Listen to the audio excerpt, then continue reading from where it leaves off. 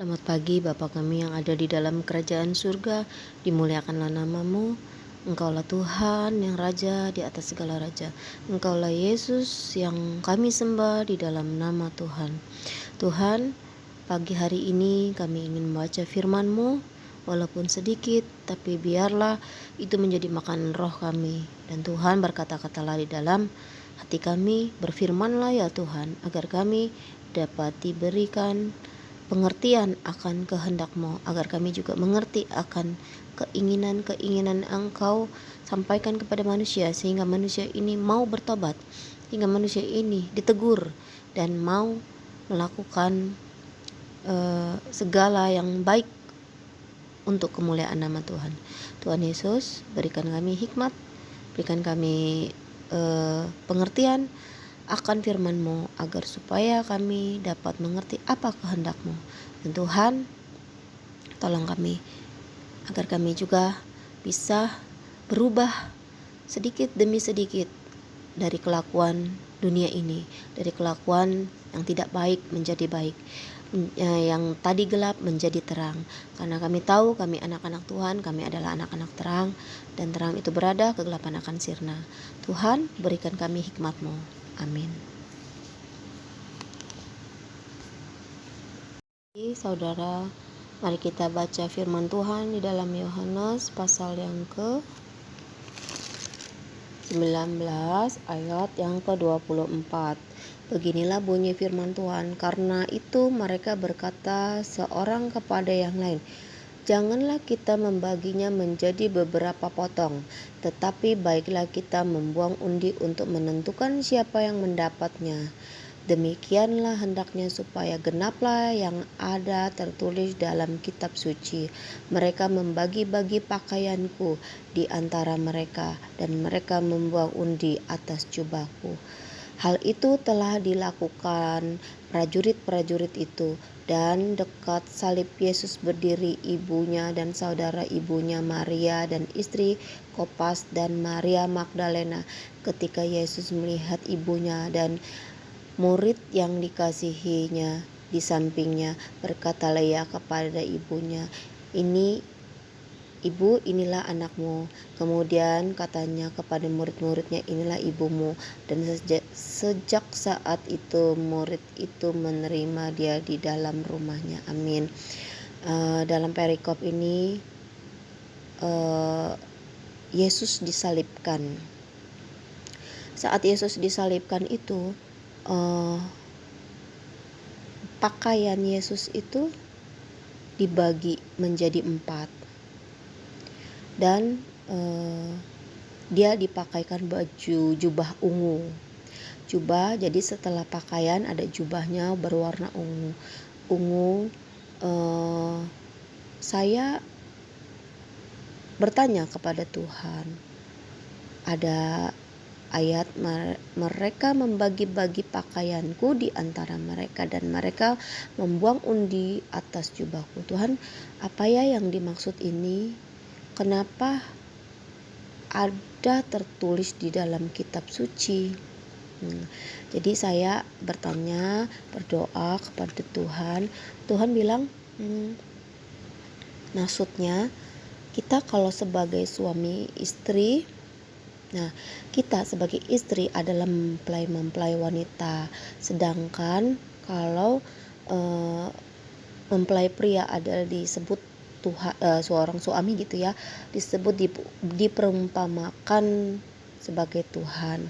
Dan di dalam cerita firman ini Tuhan bilang pakaian itu yang dibagi 4 menjadi 4 untuk diberikan kepada prajurit-prajuritnya.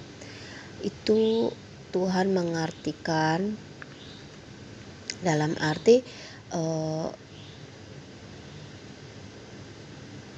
pengertian yang Tuhan kasih buat saya adalah baju itu adalah karunia yang diberikan Tuhan untuk manusia.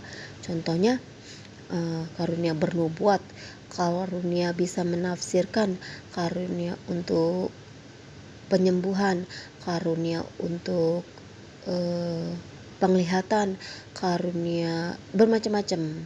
Ada juga karunia yang untuk bisa menerjemahkan bahasa roh, dan banyak karunia-karunia Tuhan yang Tuhan berikan untuk pada manusia, dan mereka-mereka yang dipilih Tuhan itu maksudnya seperti itu, dibagi-bagikan bajunya. Dan jubah adalah rasa malu kita. Kita Tuhan bilang jubah itu akan diberikan kepada mereka yang khusus, bisa memberitakan damai sejahtera, bisa bersaksi akan nama Tuhan, dan dialah yang mendapatkan jubah itu. Nah, Tuhan berkata seperti itu. Maksud Tuhan adalah itu. Jadi kalau kita mempunyai rasa malu untuk memberitakan damai sejahtera sukacita Tuhan, kita tidak bisa mendapatkan jubah yang berwarna ungu itu. Tuhan memberikan jubah warna ungu itu kepada mereka yang bisa menghilangkan rasa malu itu, untuk memberitakan betapa besarnya cinta Tuhan kepada dia. Misalnya dia mengalami hal-hal yang supranatural, hal-hal yang membuat dia terkagum-kagum akan Tuhan, dia mendapatkan jubah itu. Dan jubah itu kenapa berwarna ungu? Ungu melambangkan seorang mempelai wanita. Yang tadi saya bilang, seorang istri adalah mempelai wanita, seorang suami adalah mempelai pria. Tuhan Yesus pergi ke surga. Dia seorang suami, contoh ya, di dalam bumi dia seorang suami yang sedang berkelana atau sedang pergi untuk mencari sesuatu nafkah atau mencari seperti rezeki atau seperti keinginan untuk berubah menjadi lebih baik. Nah, seorang suami itu akan berusaha untuk membahagiakan pasangannya atau anaknya. Dia akan berusaha mencari berkat untuk membahagiakan istrinya, anak-anaknya. Dan di situ Tuhan berkata, seperti seorang suami mencari rezeki di negeri orang. Nah, begitu juga dengan Tuhan. Kita sebagai istri dari Tuhan, seolah-olah Tuhan pergi meninggalkan kita, seolah-olah seperti merantau pergi ke suatu tempat untuk menyediakan kita tempat yang indah, untuk memberikan kita makan, memberikan tempat tinggal, dan dia akan kembali untuk membawa istrinya ke tempat dia berada. Dan dia mau berusaha mencari kesenangan-kesenangan istrinya. Apa yang disenangi istrinya? Tempat yang indah dan makanan yang cukup. Dan begitu juga dengan Tuhan kita. Dia mau membawa kita ke rumahnya yang indah di sana, karena Tuhan sudah mempersiapkan untuk istri dan untuk mempelai-mempelainya. Dan Tuhan, seorang istri itu dituntut untuk kesetiaannya oleh suaminya. Suami tidak akan suka saat dia pergi, saat dia merantau, dia hanya ingin membahagiakan istrinya. Dia mencari uang sebanyak-banyaknya, dia ingin membawa itu semua untuk istrinya. Pasti dia kembali, dia akan bahagia memberi yang terbaik buat istrinya. Tapi jika seorang suami mendapati istrinya berselingkuh, dengan dia sudah bekerja keras, dia sudah bersusah-susah payah mencari semua itu untuk kesenangan istrinya, ternyata yang dia dapati adalah perselingkuhan. Yang dia dapati adalah kecemburuan, kebencian yang dia dapatkan. Adakah seorang suami bisa menerima istrinya sedang berselingkuh, sedangkan dia capek mencari nafkah dan bekerja? Mungkin dalam dunia ini pasti marah besar seorang suami itu. Pasti akan geram hatinya. Dia akan kesal, dia akan marah, dia akan menghancurkan segala yang dia lihat di sekelilingnya karena dia emosinya yang sangat meledak-meledak. Begitu juga dengan Tuhan.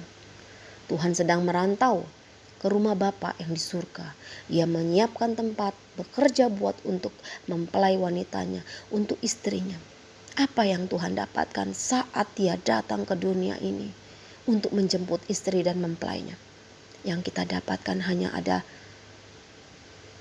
perselingkuhan. Apa perselingkuhan itu? Perselingkuhan itu adalah menyembah berhala. Apa itu berhala? Berhala adalah segala sesuatu yang didahulukan nomor satu di dunia, di kehidupan dia. Contohnya bermain handphone yang tidak mengenal waktu, mencari uang yang tidak halal, menjadikan mamon atau uang itu menjadi berhala bagi dan melekat hatinya kepada dia. Memelihara boneka-boneka berarwah dan menjadikan anaknya, menjadikan sesuatu itu akan memberikan dia berkat, memberikan dia rezeki katanya. Dengan dia memelihara boneka-boneka arwah itu adalah berhala. Tuhan berkata seperti itu. Malas juga sama, adalah berhala bagi dirinya. Karena hanya tidur, melipat tangan, bermalas-malasan untuk berdoa, tidak bersyukur apa yang Tuhan kasih. Itu juga berhala. Mengagung-agungkan seseorang lebih daripada Tuhan. Menyembah patung, memberikan sedekah atau sesajen kepada benda-benda yang mati. Itu adalah berhala. Tuhan marah.